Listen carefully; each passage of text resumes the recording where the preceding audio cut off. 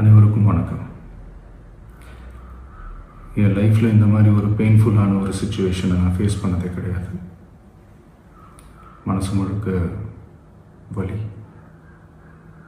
வலி மட்டும்தான்.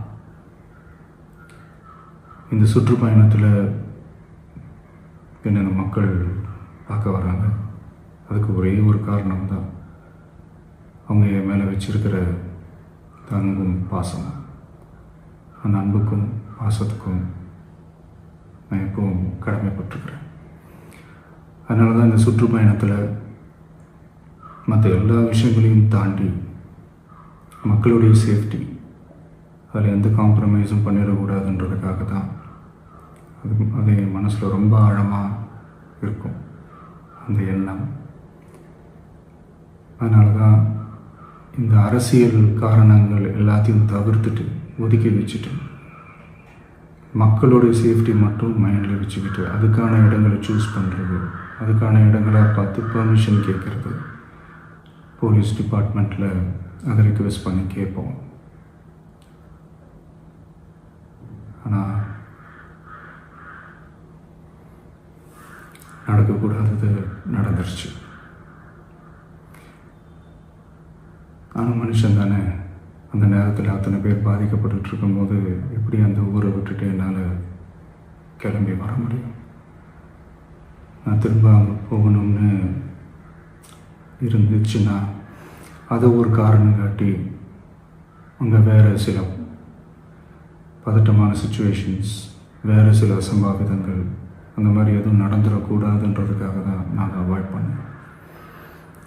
இந்த நேரத்தில் சொந்தங்களை இழந்து தவிக்கிற அத்தனை குடும்பங்களுக்கும் என்னுடைய ஆழ்ந்த இரங்கலை தெரிவிச்சுக்கிறேன். எனக்கு தெரியும், என்ன சொன்னாலும் இது ஈடேயாகாதுன்னு எனக்கு தெரியும்.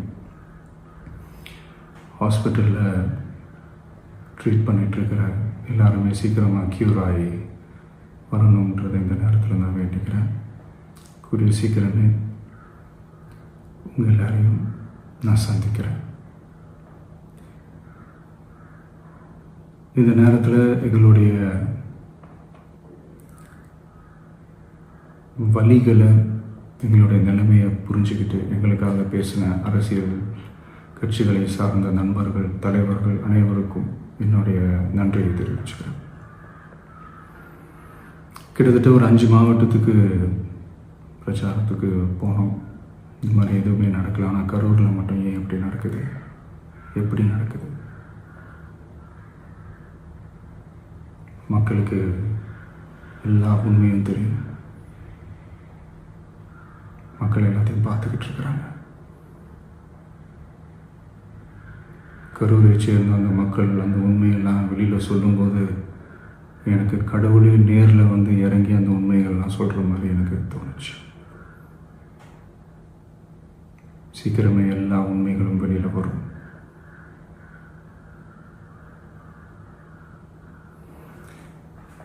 எங்களுக்கு தரப்பட்ட இடத்துல நாங்கள் போய் அந்த ஸ்பாட்டில் நின்று நாங்கள் பேசிட்டு வந்தோம். அதை தாண்டி எந்த தவறும் எங்கள் சைடில் நாங்கள் எதுவுமே செய்யலை. பட் இருந்தாலும் எங்கள் கட்சியை சேர்ந்த நிர்வாகிகள், தோழர்கள் மேலே எஃப்ஐஆர், அது மட்டும் இல்லை சோஷியல் மீடியாவை சேர்ந்த நண்பர்கள், தோழர்கள் அவங்க மேலே எஃப்ஐஆர்லாம் போட்டு இப்போ பிடிச்சிக்கிட்டு இருக்கிறாங்க.